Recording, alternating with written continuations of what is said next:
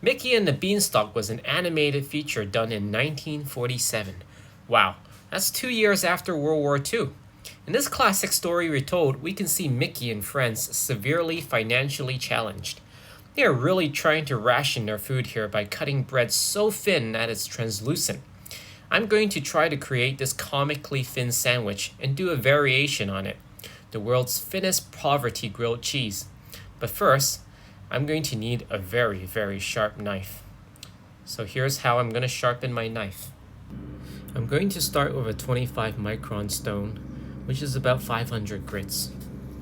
So splash some water on your stone. No need to soak this kind.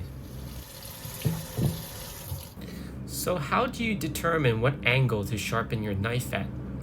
Well, if you're buying an expensive knife, they usually tell you what angle it's sharpened at. Mine is at 15, 16 degrees. So I made this wooden block which is angled at 15, 16 degrees. So I just put my knife there and I know exactly what angle to sharpen with. So sharpen about 30 passes on each side. Use your index and middle finger to support the tip to help you push and pull. Keep checking if your angle is consistent.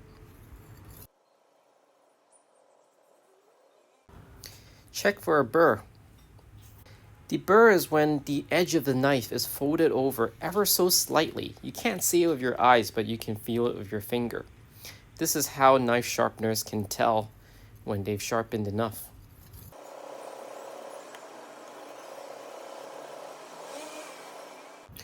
Check the edge again. Feel for a burr. If you feel one, you can flip it over to the other side. So now we sharpen backhand. So just find the angle again. This time reverse the blade and pull back like this.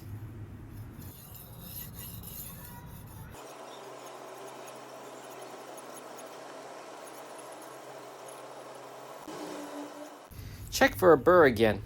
You'll want to raise the burr on both sides. I can feel that I flipped the burr from one side of the knife to the other side. So now I'm just going to take alternating passes on both sides to get rid of the burr.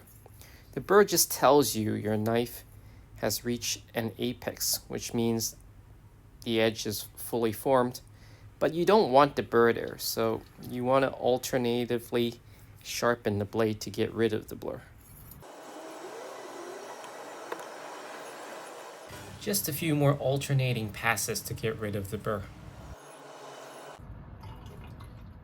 Now I'm going to use a 6.7 micron or 2000 grit stone.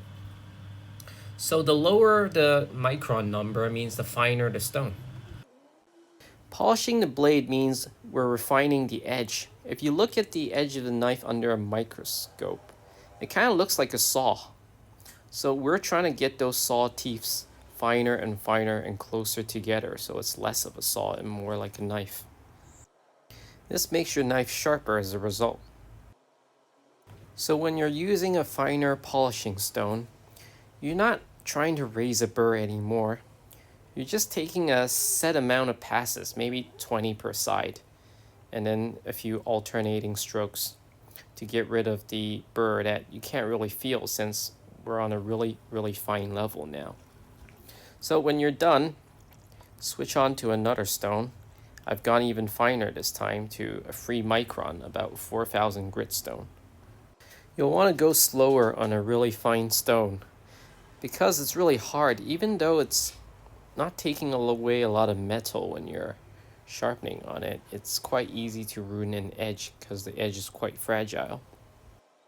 Finally, I use a leather strop to strop my knife. Stropping is when you load a piece of leather with some compound, which is just more abrasives. In this case, it's a 1 micron abrasive, so it's even more fine than my last 3 micron stone. So right now I'm really refining the edge and really getting rid of any microscopic burrs to make the edge really sharp.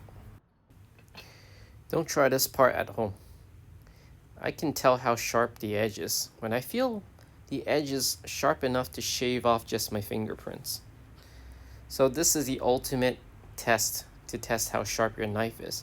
Just find a hair from somewhere and lay it on the edge of your knife And without moving the knife, just try to move the hair up and down the edge. Can you split and whittle the hair in half?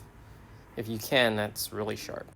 Okay, I effed up. I never bought loaf bread before because I don't live with a big family.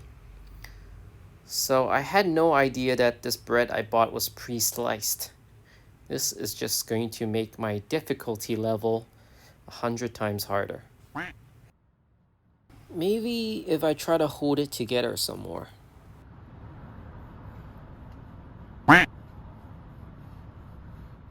Okay, maybe if I lay it flat, it'll be easier.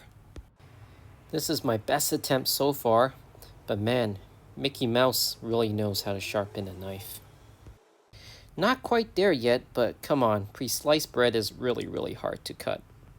At last, failure is the mother of all success.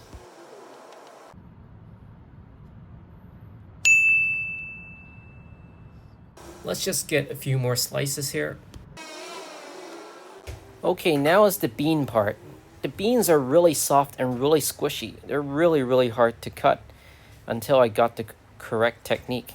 I kept trying to cut them straight down the middle and then making another slice, but that made it too fragile. I should have just cut a third off the left and then cut another third off. That would have been easier. There we go. Success at last. So is our sandwich translucent? I guess myth busted. Time for a bite. Wow, I was surprised. I thought bean and bread would be disgusting. Actually, it tastes pretty good. I thought I would just not finish this actually. So let's now take this fictional recipe one step further and try to make the world's thinnest grilled cheese. So butter on a hot pan and a slice of really thin bread. So to make this easy, I'm gonna use a thin slice of processed cheese. Plop on our other sheet of bread. Flip about 1 minute later. Add more butter. Fry the other side for a minute. Then I think we're done.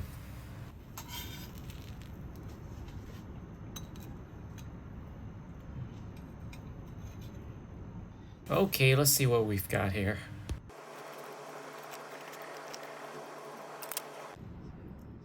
Here goes nothing.